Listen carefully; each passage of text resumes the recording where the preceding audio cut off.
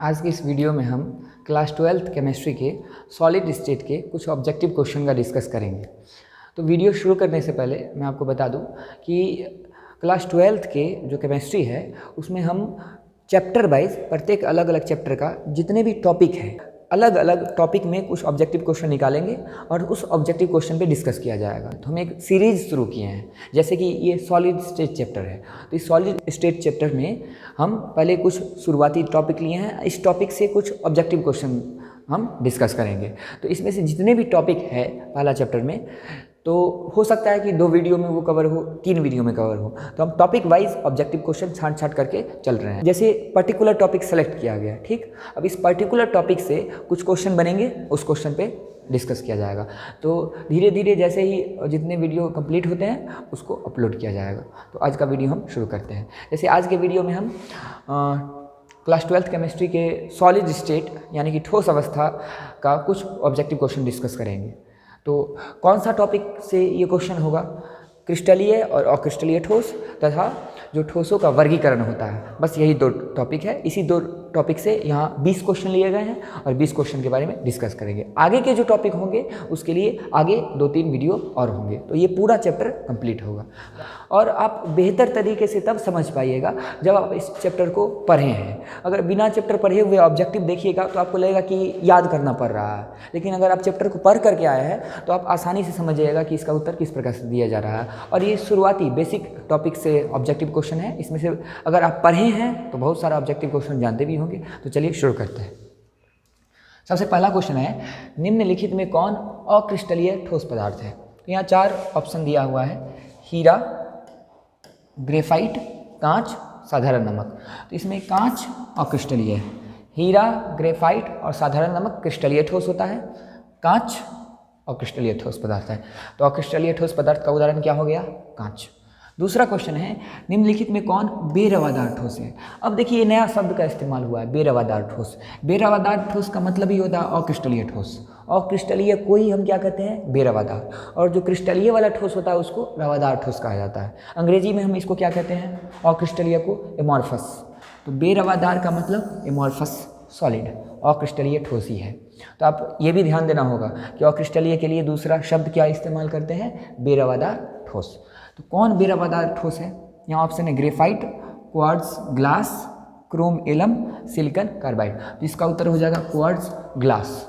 अब यहाँ पे आपको ध्यान देने वाली बात ये है कि क्वार्ट्ज ग्लास है। अगर इसको हम लिखना चाहें तो इस प्रकार से लिख सकते हैं, क्वार्ट्ज कांच, ठीक। तो क्वार्ट्ज अलग ठोस है और क्वार्ट्ज कांच अलग ठोस है। क्वार्ट्ज सीधे रहेगा तो वो क्रिस्टलीय होता है, जबकि क्वार्ट्ज कांच अक्रिस्टलीय होता है। तो इसको ध्यान में कैसे रखेंगे? तो जैसे हम क्या देख रहे हैं, कांच क्या है? अक्रिस्टलीय है। तो क्वार्ट्ज में भी कौन सा शब्द लग गया? कांच शब्द लग गया। तो ये भी कौन सा हो जाएगा? अक्रिस्टलीय ठोस। तो क्वार्ट्ज ग्लास कौन सा ठोस है? अक्रिस्टलीय। अक्रिस्टलीय यानी कि बेरवादार। अगर सीधे क्वार्ट्ज हो, क्वार्ट्ज कौन सा ठोस है, तो हम क्वार्ट्ज को क्या कहेंगे? क्रिस्टलीय, ठीक। तो क्वार्ट्ज क्रिस्टलीय है और क्वार्ट्ज कांच अक्रिस्टलीय है। ध्यान पे कैसे रखेंगे? तो कांच शब्द से हम इसको ध्यान पे रख सकते हैं।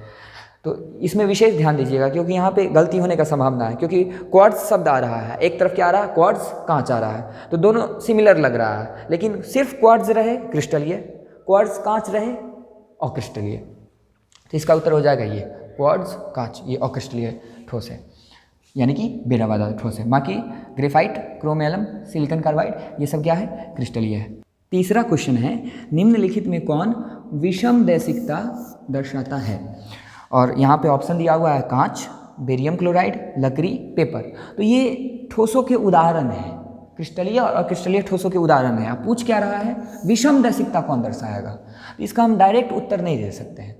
अब विषम दैशिकता है क्या, तो उसके बारे में जानना पड़ेगा। तो ये विषम दैशिकता वास्तव में गुण है, जो हम क्रिस्टलीय अक्रिस्टलीय ठोस पढ़ते हैं उसके गुण हैं। विषम दैशिकता का अर्थ हुआ कि सभी दिशाओं से यदि अलग अलग गुण है तो उसको हम बोलते हैं विषम दैशिक गुण। और किसी ठोस में सभी दिशाओं में समान गुण प्रदर्शित हो रहा है तो उसको क्या बोलेंगे? समदैशिक गुण, ठीक। तो वो समदैशिक ठोस होगा जिसमें सभी दिशाओं में समान गुण प्रदर्शित हो रहा है। और जिस ठोस में सभी दिशाओं में समान गुण प्रदर्शित नहीं हो रहा है, अलग अलग गुण प्रदर्शित हो रहा है, तो उसको क्या कहेंगे हम? विषम दैशिक, ठीक, उसमें कौन सा गुण पाया जा रहा है? विषमदैशिक गुण पाया जा रहा है। वैसे ठोस विषमदैशिकता दर्शाते हैं। तो आप पढ़े होंगे जितने भी क्रिस्टलीय ठोस होते हैं, क्रिस्टलीय ठोस विषमदैशिक होते हैं, यानी कि उसमें कौन सा गुण पाया जाता है? विषमदैशिकता का गुण पाया जाता है। और अक्रिस्टलीय ठोस समदैशिक होते हैं। तो यहाँ पे क्या क्वेश्चन पूछा है? कौन विषमदैशिकता दर्शाता है? तो विषमदैशिकता कौन सा ठोस दर्शाता है?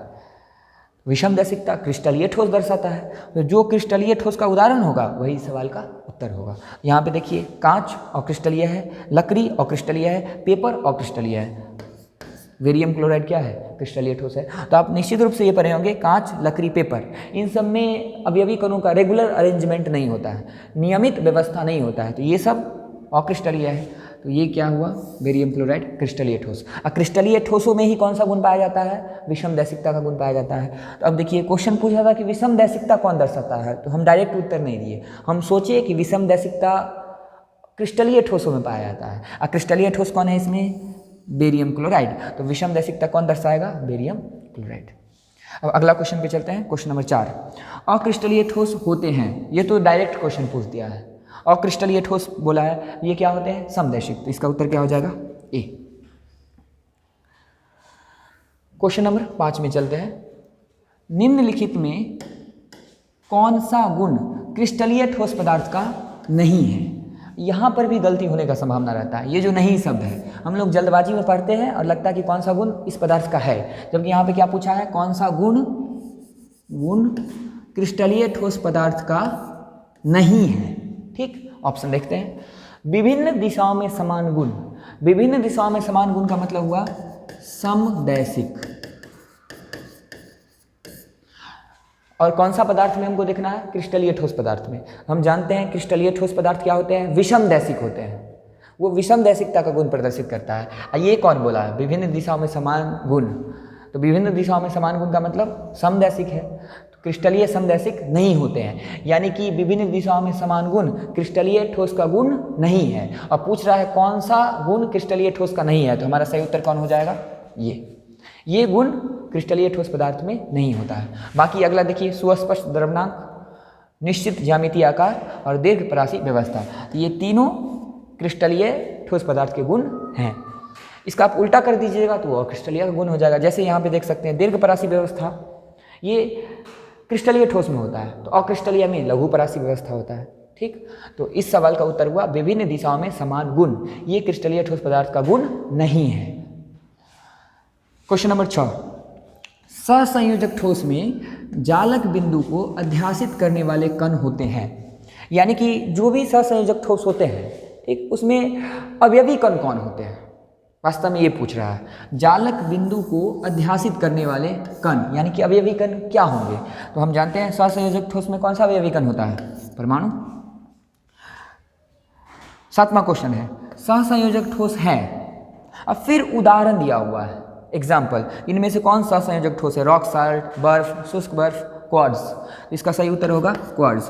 क्वार्ट्ज सहसंयोजक है, क्योंकि रॉक साल्ट जैसे NaCl ये आयनिक ठोस होता है, बर्फ और शुष्क बर्फ ये दोनों आणविक ठोस हैं, और क्वार्ट्ज सहसंयोजक ठोस है। अगर आप किताब पढ़े होंगे, NCERT का बुक पढ़े होंगे, तो वहाँ पे ठोसों का वर्गीकरण है। ठीक, विभिन्न ठोसों के विभिन्न प्रकार, उसमें उदाहरण दिया हुआ है, अवयवी कणों के बीच जो बंधन कार्य करता है उसके बारे में दिया हुआ है, और अन्य गुण दिए हुए हैं। तो अगर आप उसको अच्छा से समझे हुए हैं, पढ़े हुए हैं, तो आसानी से ये सब सवाल का जवाब दे सकते हैं। वैसे हम वीडियो के लास्ट में हम आपको दिखला रहे हैं कि NCERT के कौन से पोर्शन से ये क्वेश्चन पूछा गया है, और वहाँ पर फिर से एक बार हम इस क्वेश्चन को डिस्कस कर लेंगे। आगे बढ़ते हैं। आयोडीन है, फिर एग्जाम्पल लेकर के पूछा है कि आयोडीन है आयनिक ठोस, परमाणविक ठोस, आणविक ठोस, सहसंयोजक ठोस। तो आयोडीन आणविक ठोस है, ये भी एग्जाम्पल से सवाल है। अगला क्वेश्चन में पर चलते हैं, ये ध्यान रखना है आयोडीन आणविक है। 9वां क्वेश्चन, ग्रेफाइट में प्रत्येक कार्बन परमाणु कितने निकटवर्ती कार्बन परमाणु से सहसंयोजक बंधन में होता है? तो इसका उत्तर हो जाएगा 3।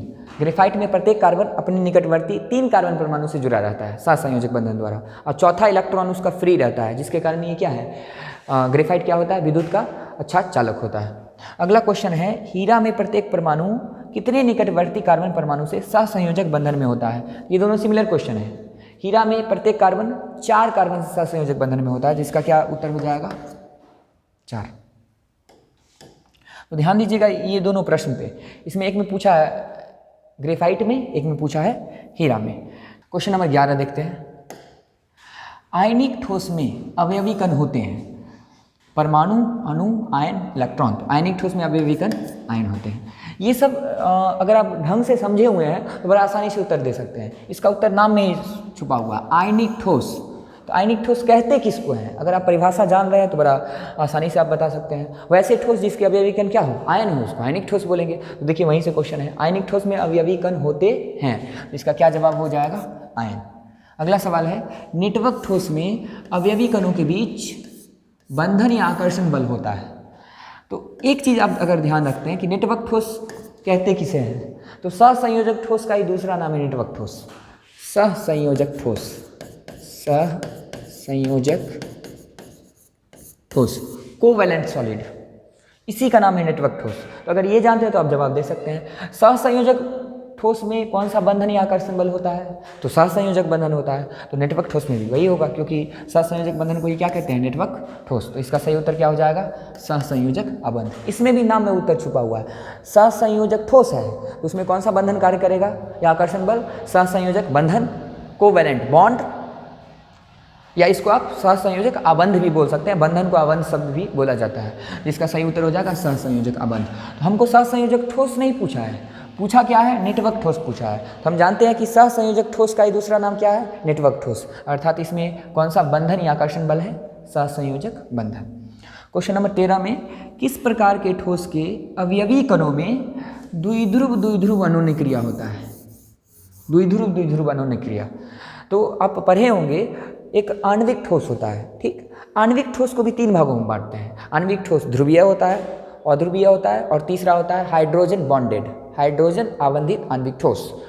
तो जो अध्रुवीय वाला होता है उसके अवयवी कणों के बीच लंदन बल कार्य करता है। ध्रुवीय वाला के बीच कौन सा बल कार्य करता है, द्विध्रुव अनोन्य क्रिया। और जो हाइड्रोजन बॉन्डेड सॉलिड होते हैं, ठोस होते हैं, उनमें हाइड्रोजन बॉन्ड रहता है। तो हमको क्या पूछ रहा है, द्विध्रुव अनोन्य क्रिया किस में होता है। तो सबसे पहले ही हम ये जान जाएंगे कि आणविक ठोस वाला में होगा। अब आणविक ठोस वाला में कौन सा होगा, आणविक ठोस 3 है तो ध्रुवीय वाला में होगा। द्विध्रुव इसी शब्द से पता होना चाहिए कि ध्रुवीय आणविक ठोस में द्विध्रुव अनोन्य क्रिया होगा। इसका सही जवाब कौन सा हो जाएगा, ध्रुवीय आणविक ठोस। क्योंकि हम जानते हैं कि सहसंयोजक ठोस में सहसंयोजक बंधन होता है, आयनिक ठोस में कूलॉम्ब बल होता है, जिसका दूसरा नाम क्या है, स्थिर वैद्युत आकर्षण बल। और धात्विक ठोस में धात्विक बंधन होता है। तो बचा कौन, आणविक ठोस। तो आणविक ठोस ही होगा। अब आणविक में कौन सा टाइप वाला होगा, तो क्वेश्चन क्या है, द्विध्रुव। तो ध्रुवीय आणविक ठोस में एक होता है अध्रुवीय आणविक ठोस, अध्रुवीय में लंदन बल कार्य करता है, और एक होता है हाइड्रोजन बॉन्डेड आणविक ठोस, उसमें हाइड्रोजन बॉन्ड कार्य करता है। तो द्विध्रुव अनोन्य क्रिया ध्रुवीय आणविक ठोस में होता है। 14 नंबर क्वेश्चन है, निम्नलिखित में किसका गलनांक अत्यधिक उच्च होता है। तो फिर ठोसों का प्रकार दे दिया है, तो इसका सही उत्तर होगा सहसंयोजक। सहसंयोजक ठोस का गलनांक सबसे ज़्यादा होता है, अत्यधिक उच्च होता है। क्वेश्चन नंबर 15 पे चलते हैं। क्वेश्चन नंबर 15 है, क्रिस्टल जालक में आयोडीन के अणु किसके द्वारा बंधे रहते हैं। तो यहाँ पे 4 ऑप्शन दिया हुआ है, सहसंयोजक आबंध, लंदन बल, कूलॉम्ब बल, द्विध्रुव अनोन्य क्रिया। तो अभी आयोडीन से रिलेटेड एक क्वेश्चन आया था कि आयोडीन कौन सा ठोस है, तो उसका उत्तर क्या था, आणविक ठोस। अब यहाँ पे पूछ रहा है कि आयोडीन के अणु किसके द्वारा बंधे होते हैं, तो हम ऐसे सोचेंगे कि आयोडीन आणविक ठोस है, यानी कि आणविक ठोस में कौन सा बंधन कार्य करता है वो इसका जवाब होगा। लेकिन आणविक ठोस में हम 3 प्रकार का आणविक ठोस पढ़े हैं, ध्रुवीय, अध्रुवीय और हाइड्रोजन बॉन्डेड। तो हमको ये पता करना होगा कि हाइड्रोजन किस में आता है, ये आयोडीन किस में आता है। तो आयोडीन अध्रुवीय आणविक ठोस है, ठीक। और अध्रुवीय आणविक ठोस में कौन सा बल कार्य करता है, लंदन बल। अर्थात आयोडीन के अणु किसके द्वारा बंधे होते हैं, किस बल के द्वारा बंधे होते हैं या किस आकर्षण बल द्वारा बंधे होते हैं, तो इसका उत्तर होगा लंदन बल। इसको इस प्रकार से हम सोचेंगे, हम सोचिए आयोडीन एक आणविक ठोस है और उसमें भी कौन सा वाला है, अध्रुवीय आणविक ठोस है, और अध्रुवीय आणविक ठोस में लंदन बल, यानी कि इसके अणु लंदन बल द्वारा बंधे होते हैं। क्वेश्चन नंबर 16, NaCl के क्रिस्टल में Na+Cl- किसके द्वारा बने होते हैं? तो NaCl एक आयनिक ठोस है, ठीक। और आयनिक ठोस में कौन सा बल होता है? कूलॉम बल या स्थिर वैद्युत आकर्षण बल। यहाँ पे क्या है? ये धनायन, ये क्या है? ऋणायन। तो धनायन और ऋणायन को बांध करके रखने वाला बल कूलॉम बल या स्थिर वैद्युत आकर्षण बल होता है। तो ये आयनिक ठोस का उदाहरण है। अब आयनिक ठोस में कूलॉम बल पाया जाता है या स्थिर वैद्युत आकर्षण बल पाया जाता है? इसमें कौन सा ऑप्शन हो जाएगा? सी, कूलॉम बल। इसी कूलॉम बल को बोलते हैं स्थिर वैद्युत आकर्षण बल। क्वेश्चन नंबर 17, ग्रेफाइट है और 4 ठोस दिया हुआ है। ये फिर उदाहरण से सवाल पूछा कि ग्रेफाइट कौन सा ठोस है?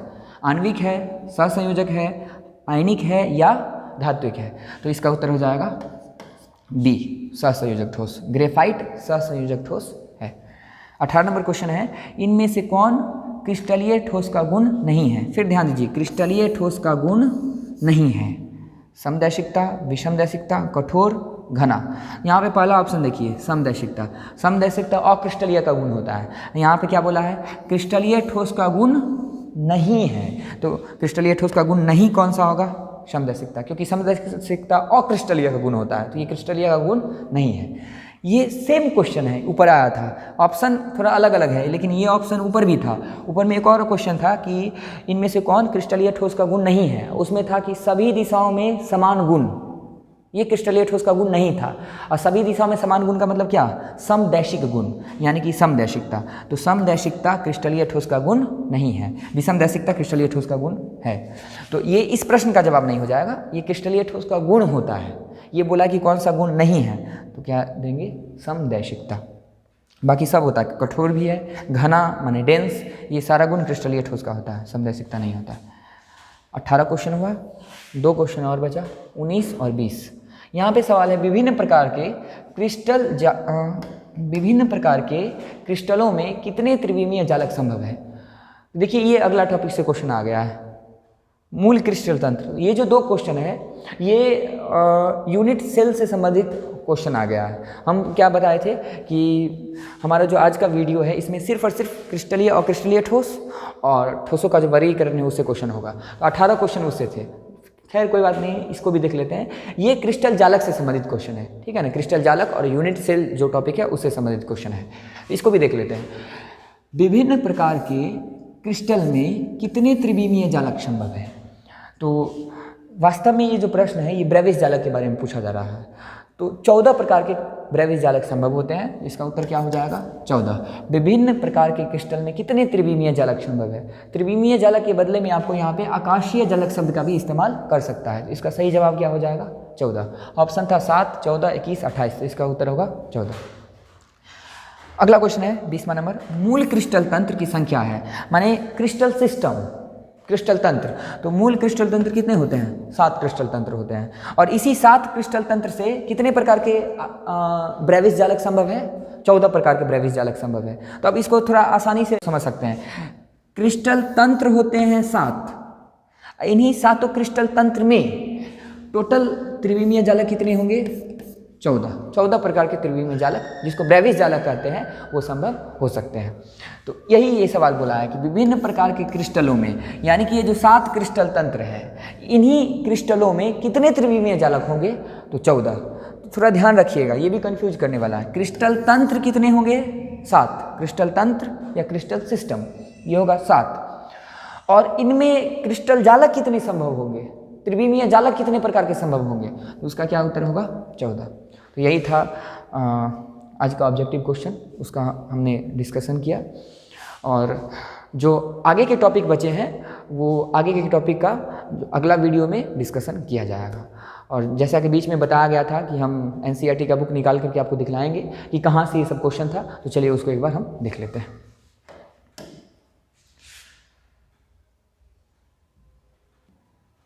तो देखिए, हमने NCERT सॉलिड स्टेट का ये एक टेबल निकाला है, ठीक। ये सारणी 1.2 है, विभिन्न प्रकार के ठोस। तो आज जो हम ऑब्जेक्टिव क्वेश्चन देखे हैं 20, इसमें अधिकतर जो क्वेश्चन है वो इसी से है। और आपको ऐसा नहीं है कि एग्जाम में जो क्वेश्चन होंगे, जो हम 20 क्वेश्चन दिए हैं इस टॉपिक में से, उतना ही क्वेश्चन में से रहेगा, ऐसा बात नहीं है। उसमें और नया क्वेश्चन हो सकते हैं, लेकिन अगर आप इस सारणी को अच्छे तरीके से समझ जाते हैं, इसको तैयार कर लेते हैं, तो इससे बाहर क्वेश्चन नहीं रहने वाला।